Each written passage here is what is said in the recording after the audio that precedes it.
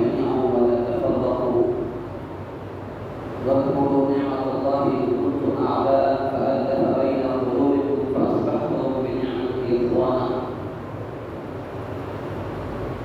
وقال النبي صلى الله عليه وسلم: المؤمن للمؤمن كالبنيان يشد بعضه بعضا. صدق الله العظيم وصدق رسوله النبي الكريم. معزز بزرگان دین، نوجوان دوستوں، عزیز بچوں، اللہ تبارک و تعالیٰ کا احسان اور فضل ہے کہ اللہ تعالیٰ نے ہمیں اور آپ کو ایمان کی عظیم دولت عطا فرما کر ایک مبارک گھڑی میں اپنے دربار میں حاضری کی توفیق عطا فرمائی۔ قرآن مقدس کے اس آیت کریمہ کا انتخاب کیا گیا ہے۔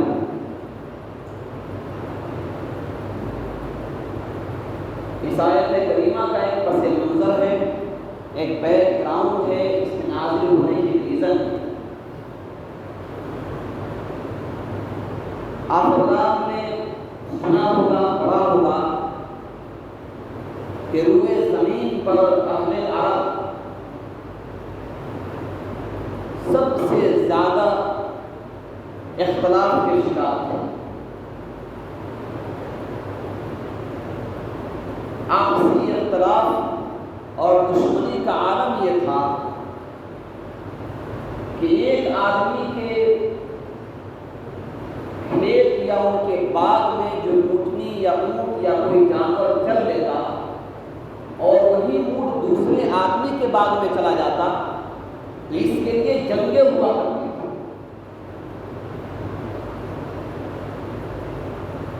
ایسا شدید اختلاف تھا اور ایسی انسانیت ختم ہو گئی تھی کہ ایک دوسرے کے خون کے پیاسے تھے۔ سال ہاں سال تک ان کے درمیان جنگیں چلتی تھیں اور ہر آنے والا اپنی نسل کو وصیت کرتا تھا کہ میں تو دنیا سے جانے والا ہوں، لیکن اس آدمی سے ہمارا اختلاف ہے، تم اس کو باقی رکھنا۔ یہ سب اسلام آنے سے پہلے تھا، لیکن نبی رحمت جناب محمد رسول اللہ صلی اللہ علیہ وسلم جب نبی بنا کر مبعوث ہوئے، قرآن مقدس جیسی عظیم کتاب آپ پر نازل کی گئی،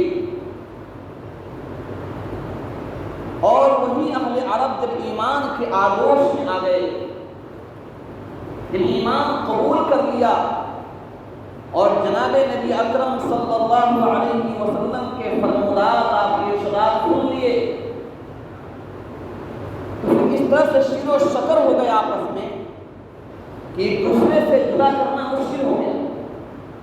ایسی اتحاد و اتفاق ہوئی کہ تاریخ میں ایسی اتحاد و اتفاق نہ ملے گی، نہ مل سکتی ہے قیامت تک۔ انہوں نے سنا ہمارے آقا نے ارشاد فرمایا: المومن للمومن کالبنیان، کہ ایک مومن دوسرے مومن کے لیے اینٹ کے مانند ہے، دیوار کے مانند ہے۔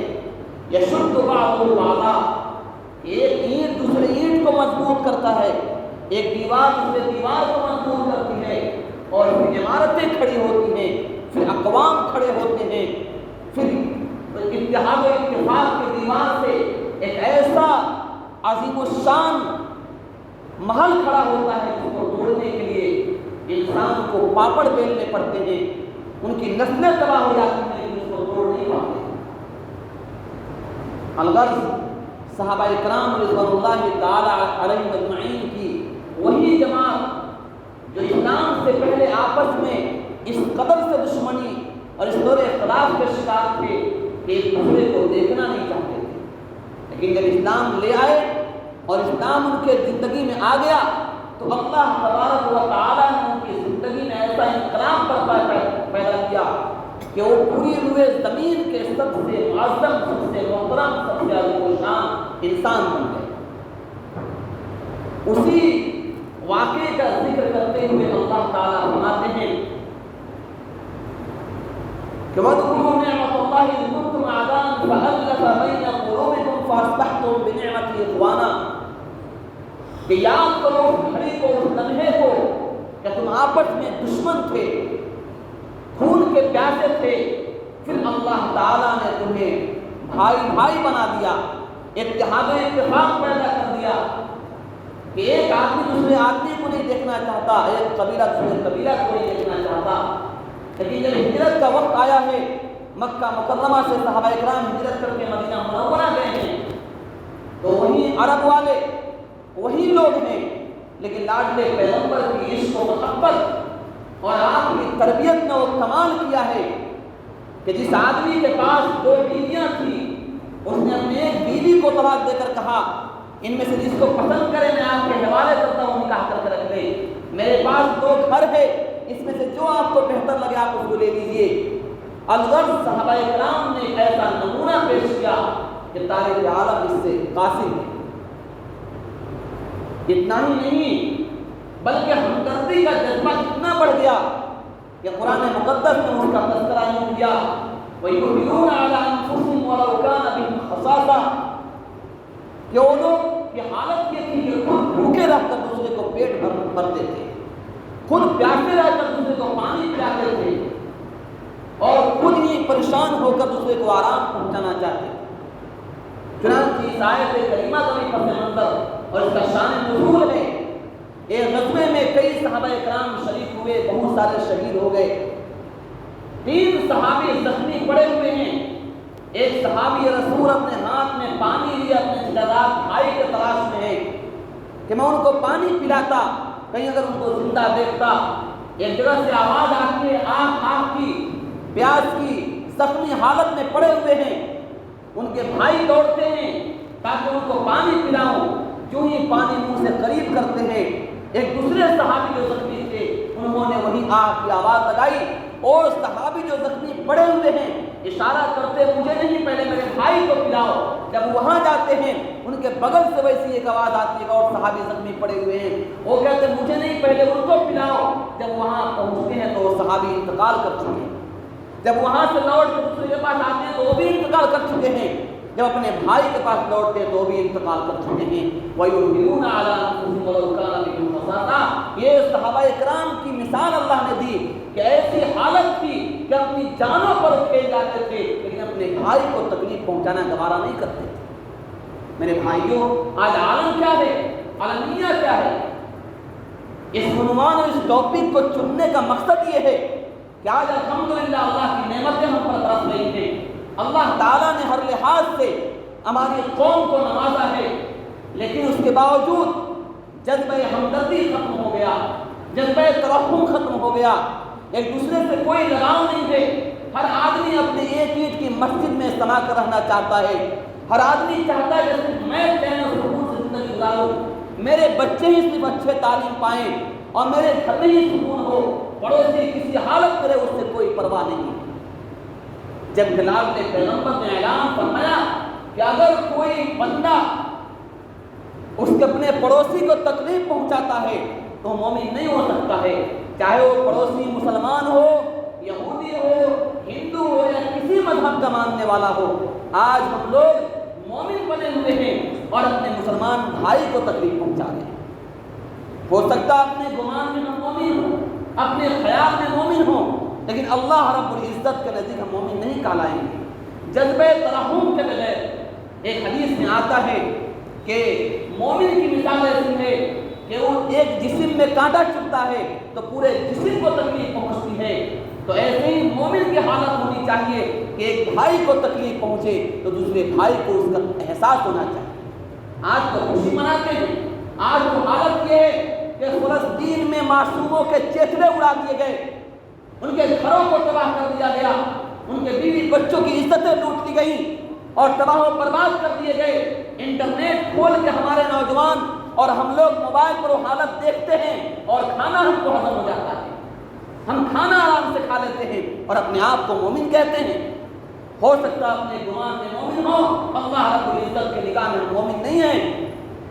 میرے بھائیوں، حکیم الامت اشرف علی تھانوی رحمۃ اللہ علیہ ان کے بارے میں لکھا ہے کہ حکیم الامت کھانا کھاتے ہوتے اچانک کسی مسلمان کے تکلیف کی خبر پہنچتی کہ فلاں مسلمان بڑی تکلیف میں ہے، یا کوئی اخبار میں کوئی خبر آتی کہ فلاں مسلمان کو مار دیا گیا، حضرت کا چہرہ زرد پڑ جاتا، پیلا ہو جاتا، کھانا ہاتھ سے گر جاتا، کھانا چھوڑ دیتے۔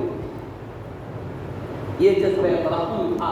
ہم درد بن کے درد نہ بانٹا تو کیا دیے، ہم درد بن کے درد نہ بانٹا تو کیا دیے۔ کچھ درد بھی چاہیے انسان کے لیے، مرنا بھلا ہے اس کا جو اپنے لیے جیے، جیتا ہے وہ جو مر چکا ہو غیر کے۔ یہ جذبات ہونا چاہیے۔ انسانیت، ہیومنٹی، اس کا تقاضا یہ ہے کہ ایک دوسرے کے درد کو سمجھا جائے، ایک دوسرے کے تکلیف کو سمجھا جائے۔ ہمارے بچے اگر اچھے پڑھ کر ہو جاتے ہیں اور پورا معاشرہ خراب ہو جاتا ہے، پوری سوسائٹی خراب ہو جاتی ہے، تو ہمارے بچے کبھی چین کی نیند نہیں سو سکتے۔ جب ماحول اور معاشرہ خراب ہوگا تو ہمارے اس کے اثرات ہمارے گھروں پر آئیں گے۔ ہو سکتا ہے کہ موجودہ نسل صحیح راستے پہ آ کر اپنی زندگی عیش و آرام سے گزار لے، آنے والی نسل پر اس کا اثر پڑے گا اور ان کی زندگیاں تباہ و برباد ہو جائیں گی۔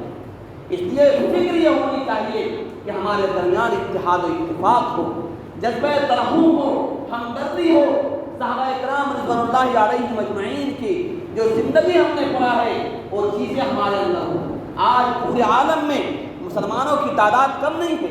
ایک حدیث پاک میں آتا ہے، نبی علیہ السلام نے ارشاد فرمایا کہ ایک دور ایسا آئے گا کہ مسلمان بالکل تباہ و برباد کر دیے جائیں گے، ان کا کوئی مول اور بھاؤ نہیں ہوگا۔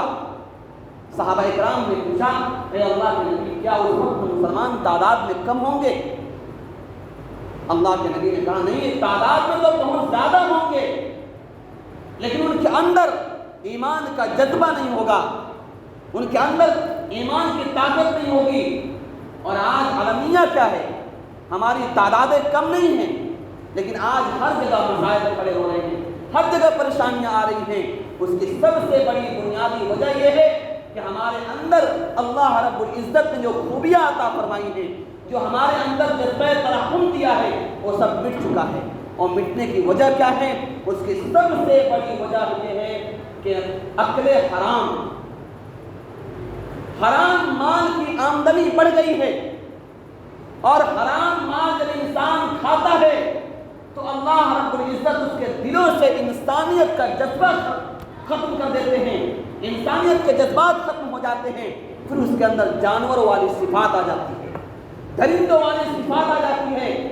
آج حرام انکم کے بہت سے راستے کھول دیے گئے ہیں، اور حدیث پاک میں آتا ہے، نبی اسلام نے ارشاد فرمایا، قرب قیامت میں سود اور انٹریسٹ جو ہے ہر گھر میں پہنچ جائے گا، اگر گھر میں نہ پہنچے تو کم سے کم اس کا دھواں ضرور پہنچ جائے گا۔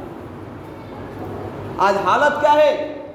مختلف عنوان سے مختلف لیبل لگا کر انٹریسٹ کے پیسے، انٹریسٹ کی شکلیں ہمارے درمیان پیدا کی جا رہی ہے، اور ہم لوگ بغیر کسی عالم اور مفتی اور کسی اللہ والے سے پوچھے اپنے بزنس، اپنی تجارت کو آگے بڑھا رہے ہیں۔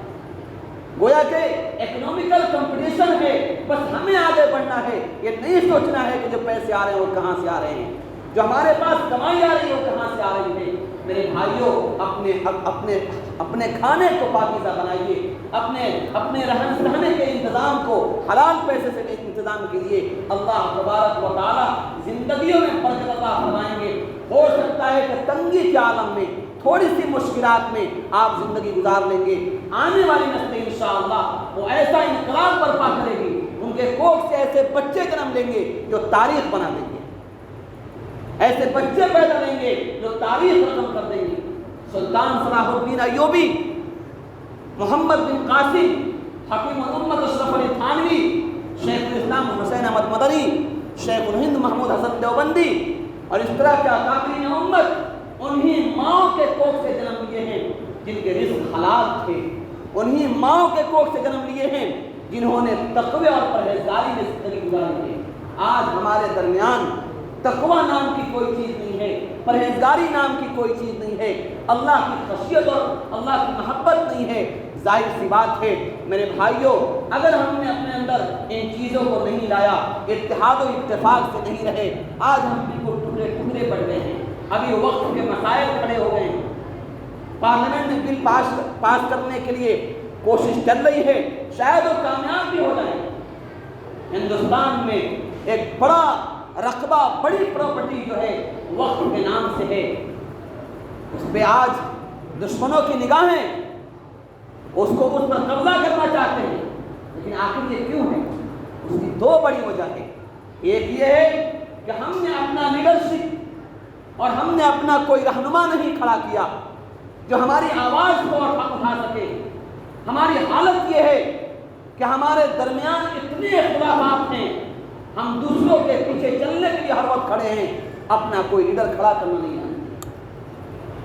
اپنا کوئی کھڑا ہوتا ہے تو ہزاروں سوالات کھڑے ہو جاتے ہیں، ہزاروں اس پر نگاہیں کھڑی ہو جاتی ہیں کہ اس کے اندر فلاں کمی ہے، فلاں کمی ہے، اور جب حالات آتے ہیں تو کوئی آواز اٹھانے والا نہیں ہوتا۔ دوسری بات یہ ہے کہ جب نعمتوں کی ناشکری ہوتی ہے تو اللہ اس کو چھین لیتے ہیں۔ لئن شکرتم لازیدنکم ولئن کفرتم ان عذابی لشدید، کہ اگر تم نعمتوں پر شکر کرو گے تو میں نعمت میں اضافہ کر کے اور دوں گا، اور ناشکری کرو گے تو اسے چھین لوں گا۔ وقف کی جائیداد تو بہت تھی، لیکن افسوس کی بات یہ ہے کہ جو لوگ ان پر قابل ہیں، جو اس کے نگراں ہیں، ان لوگوں نے اس کا استعمال صحیح نہیں کیا۔ جہاں اس کو خرچ کرنا چاہیے، اپنی قوم کے بچوں کے ایجوکیشن پر، تعلیم پر خرچ کرنا چاہیے، قوم کو اٹھانے کے لیے، قوم کے غریب طبقہ کو تجارت میں، بزنس میں آگے بڑھانے کے لیے خرچ کرنا چاہیے، تو اس میں ان لوگوں نے کوئی حصہ نہیں لیا۔ ظاہر سی بات ہے کہ جو نعمتیں جو وقف کرنے والے لوگ تھے ان کے منشے کے خلاف اس کو استعمال کیا۔ وقف کا مسئلہ کیا ہے کہ ایک آدمی مرنے وقت یا اس سے پہلے اپنے زندگی میں یہ کہہ دے کہ فلاں مال جو ہے، فلاں زمین جو ہے، میں اس کو اللہ کے نام پر وقف کرتا ہوں، اللہ کے لیے اس کو وقف کرتا ہوں۔ اب وہ بندہ اس مال میں خود بھی تصرف کرنے کا حقدار نہیں ہے، اور خود بھی چاہے کہ وہ اس کو اپنے کسی اور کام میں استعمال کر دوں، اس کے لیے جائز نہیں ہے۔ ایسے بہت سارے پراپرٹی پڑے ہوئے ہیں جو اس کا صحیح سے استعمال نہیں ہوا۔ اللہ نہ کرے اگر یہ بل پاس ہو گیا تو ہمارے اربوں خربوں کی پراپرٹی کن کے ہاتھ میں جائے گی، اس کے ذریعے سے کیا ہوگا وہ اللہ نے بتایا۔ اللہ دعاؤں کی ضرورت ہے، دعا کرے کہ اللہ تعالیٰ ایسے بل پاس ہونے سے حفاظت فرمائے تاکہ آنے والے وقت میں ہماری قوم اس سے فائدہ اٹھا سکے۔ اس کے علاوہ اپنے درمیان کے اختلافات کو ختم کریں، اپنے درمیان کے بھید بھاؤ کو ختم کریں۔ ہم مسلمان ہیں، بحیثیت مسلمان ہی ہمارا کل پہچان ہوگا۔ اللہ نے ارشاد فرمایا کہ تم میں سب سے بہتر وہ ہے جو سب سے بڑا متقی ہے۔ متقی اور پرہیزگار جو ہوگا اسی کا نمبر اونچا ہوگا۔ کل قیامت میں کسی بنیاد پر بھی کوئی جنت و جہنم کے فیصلے نہیں ہونے ہیں۔ جنت و جہنم کا جو بھی فیصلہ ہوگا وہ صرف اور صرف ایمان اور تقوی کی بنیاد پر ہوگا۔ وہ ایک سب سے گھٹیا انسان، روئے زمین کا سب سے گھٹیا انسان اگر ایمان مضبوط ہے، اللہ کے نزدیک اس کے ایمان کو مقبول ہے، تو وہی انسان جنت کے لائن میں پہلے کھڑا ہوگا۔ اور دنیا کا بڑا سے بڑا چودھری، بڑا سے بڑا پیسہ والا، بڑا سے بڑا عزت دار اگر ایمان سے محروم ہے تو جہنم کے لائن میں پہلے کھڑا ہوگا۔ کسی اور بنیاد پر جنت و جہنم کے فیصلے نہیں ہونے۔ اگر میرے بھائیوں اور بزرگوں اور دوستوں ہم اپنے آپ کو پہچانیں، ہمارا مقام بڑا اونچا ہے۔ اللہ تعالیٰ نے ایمان جیسی عظیم دولت عطا فرما کے ہم کو جنت کا ٹکٹ دے دیا ہے۔ اس کی حفاظت کرنا اور اس کے ذریعے سے اپنے آپ کو جنت میں داخلہ کی کوشش کرنا یہ ہماری ذمہ داری ہے۔ اللہ تعالیٰ سے دعا ہے کہ اللہ تعالیٰ ہمارے درمیان اتحاد و اتفاق پیدا فرمائے، ہمارے درمیان اللہ تعالیٰ تقویٰ اور پرہیزگاری عطا فرمائے تاکہ ہم لوگ اللہ کے مقبول بن سکیں۔ وآخر دعوانا الحمد للہ رب العالمین۔ سنت باقی ہے۔